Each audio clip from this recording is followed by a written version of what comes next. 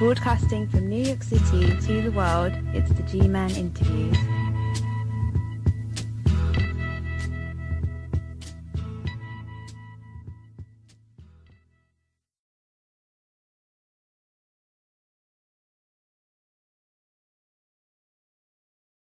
An historic election in Ukraine in the midst of political crisis.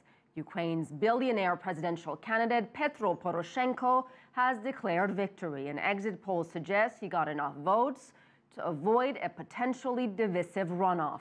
Also, Ukraine's former world heavyweight boxing champ Vitali Klitschko has claimed the office of mayor of Kyiv. But the voting did not come without its share of challenges. CCTV's Roy Ruttenberg begins our team coverage with details on the candidates live from Kyiv. Hello, Roy. Hello, and a very good early morning to you there. Vitali Klitschko joined Petro Poroshenko, the president-elect, on stage, and this, of course, was a good night for both of them. Poroshenko had his speech prepared, and he delivered it with some very strong key points, both for the people of Ukraine and for neighboring Russia. It is, of course, a day of victory for Poroshenko. He is a happy man this evening, and for him, it was a victory that was perhaps double sweet. A double victory for one of Ukraine's richest men. Not only did Petro Poroshenko get the most votes on Sunday, but he managed to win an outright majority, avoiding a potential runoff in June. All exit polls, without exception, which were held by the most credible polling organizations in the country and the whole world, show with very small discrepancies that the election is over after the first round and the country has a new president. Poroshenko defeated former Prime Minister Yulia Tymoshenko. Favored by Russia and more familiar in the West, many voters said they had grown tired of her involvement in politics. She had been trailing in the polls, but insisted the polls were wrong. People came to the election, cast their votes, and by that showed our strength of our beloved country. I would like to thank all Ukrainians who voted for me and gave me their trust and their vote. The early vote had been called 3 months ago. It followed deadly unrest in Kiev's main square, the Maidan, and the ousting of Ukraine's then-president, Viktor Yanukovych. But Sunday's election came amid unresolved tensions with Russia, and after two of the most important districts in Ukraine's eastern regions voted to secede. The first step that our whole team will undertake from the start of the presidency should be focused on ending the war, ending chaos, and bringing peace to the Ukrainian land, to the united Ukraine. And with much of the world watching, this seemed like a result many people had hoped for. A clear decision here in just one day, offering perhaps some certainty over Ukraine's rather uncertain future. All right, thank you so much, Roy Ruttenberg. Welcome. Joining me to discuss the recent election in Ukraine and the impact it could have on the country and region is Matthew Dubas, editor of the New Jersey-based publication, the Ukrainian Weekly. The newspaper serves as a major source of information for members of the Ukrainian community throughout the United States and Canada. Mr. Dubas has appeared in previous episodes to offer his assessment of the political and social upheaval that continues to devastate and engulf the country. He has been affiliated with the publication for 8 years as a reporter and editor, and has worked with ambassadors, politicians, policy advisors, activists, and scholars on numerous issues concerning Ukraine. It's a pleasure to welcome you back to the show, Mr. Dubas. Thank you for having me. Are you disappointed or optimistic about the election results? I am optimistic. The voter turnout and the overwhelming support for Mr. Poroshenko in the first round of elections really solidified the choice of Ukraine, and it showed that people didn't want to go into the second round. They just said, enough with the infighting, enough with the squabbles, let's just work on uniting Ukraine. And I think that's what Mr. Poroshenko is going to be working on primarily. As stated at the opening of the show, Ukrainian Weekly is distributed throughout the U.S. and Canada. How have the majority of your readers reacted to the outcome of the election? Well, actually, our publisher was actually in the consulate in New York this past Sunday during elections, and according to them, they said that voters were very optimistic, very pro-Ukraine, very pro-unity. Even people who didn't speak Ukrainian, who were Russophone or even Crimean Tatar, they came in this sign of solidarity and unity, and I think that that's just indicative of the Ukrainian and Canadian perspective. Now, for those who may not know much about him, could you provide some background information on Petro Poroshenko, Ukraine's president-elect? Sure. He is a billionaire who made his fortune in the confection industry. He has been dubbed the chocolate king of Ukraine, but he is a pragmatist and a seasoned politician, having served under the Foreign Affairs Ministry, Ministry of the Economy, and other areas, even dabbling in some of the security issues.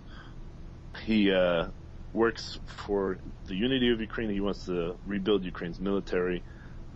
He sees that Ukraine has been forcibly incapacitated to respond to Russia's aggression, and that's his main focus now is going to be in the east and to squash the rebellion that even the separatists have admitted are being funded by Russia, and now Chechnya they're admitting, and who knows what other foreign nationals are involved in this ragtag army of these People's Republic armies. Based on what you just said, it appears that President-elect Poroshenko is the right man to negotiate terms for peace between Ukraine and Russia. Do you believe that to be the case? It would be hopeful. Peace really depends not necessarily on the leader of Ukraine, but more so on Russia and its willingness to respect Ukraine's borders and sovereignty and territory. Instead of switching it from protecting Russian speakers, it should be allowing the Ukrainian citizens to live in peace, not necessarily worrying about this minority that wants to go back to Russia. Is there anything that concerns you about the president-elect that has not or is not being reported by mainstream news sources? Concerns? There are concerns regarding his stance on NATO, how he wants Ukraine to be non-aligned. I think this is a good step for Ukraine temporarily, but I think that Ukraine will eventually have to make its own decision.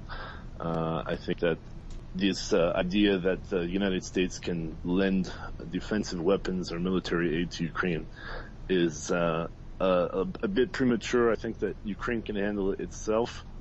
It's a matter of flushing out the saboteurs and the infiltration of the Russian security services in the military and its information and intelligence services.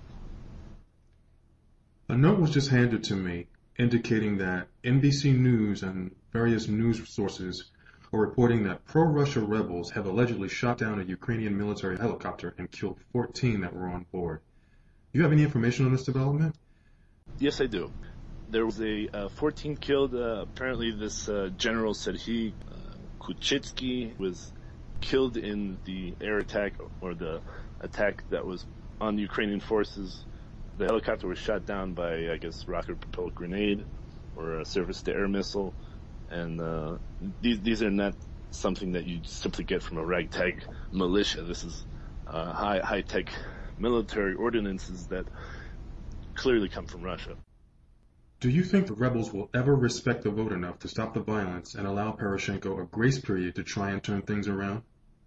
It will be interesting to tell in the coming days, especially with the D-Day commemorations at Normandy on June 6th, where Poroshenko is expected to attend, and Mr. Putin as well is scheduled to attend. So there may be some sort of dialogue there. I think that because the election was not even allowed to progress in the East, there is already a disenfranchisement or something that Russia can leverage to raise suspicions and question the legitimacy of the presidency. But I think that nobody's falling for these tricks anymore. Russia is going to have to basically suck it up and change tactics. In conversations leading up to our interviews, you indicated that you've spoken to friends and relatives in Ukraine on a frequent basis. Now that the votes have been cast, would you say they're confident that President Vladimir Putin will honor his word and respect the vote of the Ukrainian people? Time will tell, but I think that Putin has no other choice unless he wishes to face tougher sanctions and even more directed economic moves to target the energy sector, which is his bread and butter. Once you take that away from him and his ability to export to Europe, that's the real sticking point, is the EU and its dependency on Russia for energy. It will take a while, I would say within a year, before we see what Russia really plans to do. And that's not only your viewpoint, that's the general consensus of Ukrainian Americans here and those back at home. Ukrainian Americans are optimistic, but yeah, we're watchful. It's nothing that we take as given. It's always wait and see and verify, don't trust. Former WBC heavyweight champion Vitali Klitschko is the mayor-elect of Kyiv. Will this have a negative or positive impact on the political situation? Mayorship of Kyiv, I think, is a good test for him politically. He's been a parliamentarian, but he hasn't necessarily been head of a city council or anything like that. I think that this will give him better experience. He won, I guess, 39% of the vote, and his party, Udar, has 39% of the seats in the city council. So it gives him a lot of leverage to make decisions, but not necessarily a clear majority. Has Ukraine heard and seen the last of Yulia Tymoshenko? I believe that with her performance in the recent elections, she will always be a voice, politically analyzing or commenting, but I think that her days as being a political leader are over. People have lost trust in her and consider her part of the old guard that Ukraine is trying to break away from. President-elect Poroshenko has made it very clear that ending the fighting in Ukraine will be the first order of business. As the editor of the Ukrainian Weekly, and someone who's met and consulted with ambassadors, politicians, and policy advisors on many of the problems affecting Ukraine, what other key issues would you urge President-elect Poroshenko to focus on when his term officially begins? The judiciary reform is probably just as significant as constitutional reform, anti-corruption measures. It's a combination of those things and ridding the government of this infiltration of Russian espionage that will eventually have to be purged from the country. And this is not necessarily going to be solved overnight. It's going to be an ongoing process, and perhaps even beyond Mr. Poroshenko's term. I would wish Mr. Poroshenko the best of luck in his monumental tasks that he has to undertake right now. And he's going to have to also convince the population of unpopular moves, such as removing gas subsidies from the government that will increase prices for the general consumer. And these are measures that will test his ability as a politician to convince people that these unpopular moves are necessary, be it for the short term, but the long-term gains will be immeasurable. Thank you for helping us to understand exactly what's happening in your country, Mr. Dubas. As always, I appreciate it. Thank you, G-Man. Thank you for joining me, ladies and gentlemen. Until next time, stay cool, stay safe, and stay informed.